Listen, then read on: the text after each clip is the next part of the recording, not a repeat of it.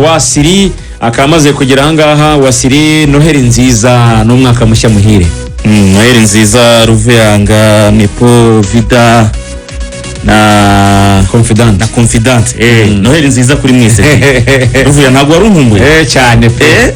Cyane rwose. Iyo dezi yawe yari very poor. Navuze ni ntabwo warunkumbuye. Nagutekerejeho cyane bakuva mu mugoroba wampamagaye mpita mbona ko nkunda Ruvuya cyane. Nuko Ruvuya nkumbuye. Wampamagaye numvishe ukuntu tuganiriye mu nshuti zanjye Ruvuyanga nakongeye. Uri inshuti yanjye Ruvuyanga cyane. Cyane nanjye ndushijeho kugukunda. Yerega ntabwo ubaye inshuti yanjye guhereje. Yewe nahise mvuga inshuti yanjye. Ari ukuntu hari ngewe mfite uburyo nkategoriza inshuti zanjye. Wari muri grade 2.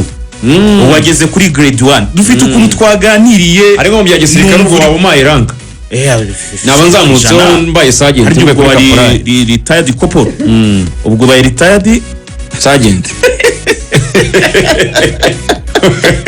Mu nshuti zawe umaye ndi grade.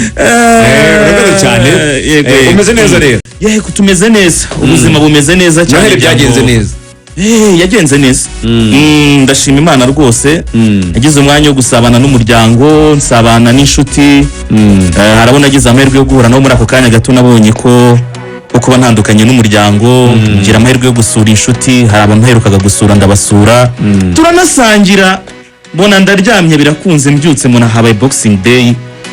Na polisi iratakaza ubuzima burakomeza. Sinabihamya ariko ushobora kuba ubaye umuvugizi wa equipe ujyanye no gukora mobilization utumiwe wanyuma muri uyu mwaka ku murongo w'imikino 100%. Oya uriya se sindu wanyuma unasubiza ute ko hari undi uzatumirwa kubona ariko wakare reba ukuntu nari nigize ariko umuyobozi wa radio ukuntu nari nigize programs matacha ngiye kuvugisha imaka uko sinzi ko hari uzatumirwa uko ikiganiro cya nyuma kizaba kwa gatatu kwa kwa gatatu ubwo o batumira byaba ari kuwa mbere cyangwa kuwa kabiri. Kuwa mbere byo ntawe yego no kuwa kabiri simbiha ntibazaze rero ubwo ngiye ninjye ugiye kubifunga mumbabarire rwose. Niho mvuye ngo sinabihamya ariko amahirwe menshi niwe muvugizi wa nyuma uvugiye kuri izi mikoro urakoze muri uyu mwaka wa 2025. Niyo mpamvu nakubwiraga ngo uri inshuti yanjye. Urabizi ko mbahagarariye bose nagombaga no kuza nkakurotira umwaka nkasoza ibyagezwe. Ninjye ugomba gusoza Wasili. Ejo kuri Twitter kuri X ya Bugesera baranditse ngo ikipe ya polisi tuyihaye impano yabo kuri uyu munsi wa Boxing Day. Nawe waza kubyandika muri ubwo buryo ku isaha 3:00. Urakoze cyane, ikibazo cyiza. Icyambere nkuko wambwiraga ko ndi umuvugizi mwakiriye usoza umwaka, ni na match ya nyuma isoza umwaka Rayon Sport igiye gukina 2025 yabayemo ibintu byinshi cyane. Tariki 27 rero z'ukwezi kwa 12 ni match ya nyuma isoza 2025 tugiye gukina.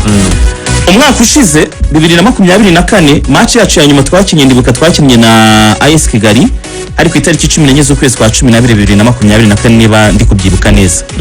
Iyo match abayibuka Rayon Sport yatsinze ikipe ya AS Kigali ibitego 3-1. Ibitego 2 bya Fongany, igitego kimwe cya Dama Bagayoko.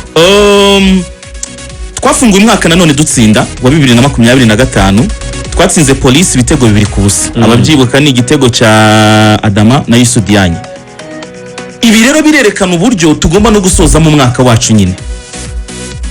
Twatangiye umwaka dutsinda ni nitegeko ko tugomba kuwusoza dutsinda. Si nibyo gusa. Uyu munsi tutaniteye ku kiyo mibare irimo iravuga uko twatangiye umwaka uko twasoje wa 2024 Rayon Sport ikeneye n'amanota. Ubaka kanya tuvugana ikipe ziri guhatanira Rwanda Premier League. Polisi yarayitsinzwe ku mugoroba.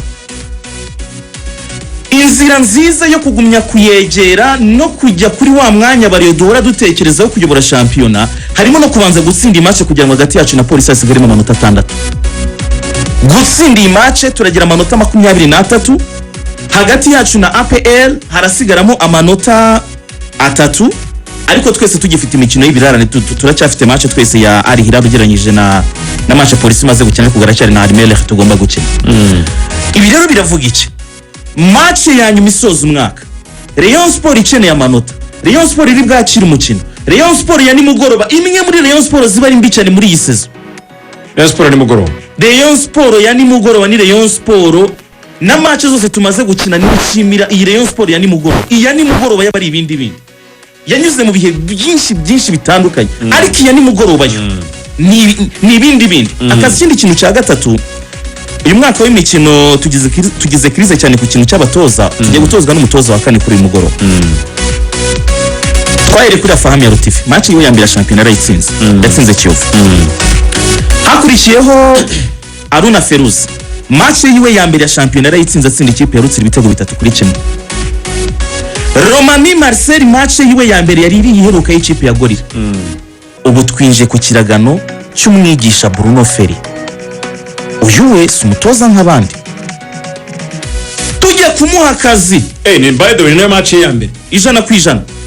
Tujya kumuha akazi abazi uburyo Papa aboneka i Roma, natwe niko twamubonye. Twafashe amazina y'abatoza batatu b'ibigwi bikomeye, turavuga tuti uwakotsi kumweru kazamuka kagana, uwo niwe mutoza wa Rayon Sport. Akotsi kazamutse kajya kuri nde? Bruno Ferri, uwo niwe mutoza wa Rayon Sport. Uyu mugoroba rero agiye gutoza match yiwe ya mbere. Ndimo ndatumira abanyarwanda baherukaga kureba umupira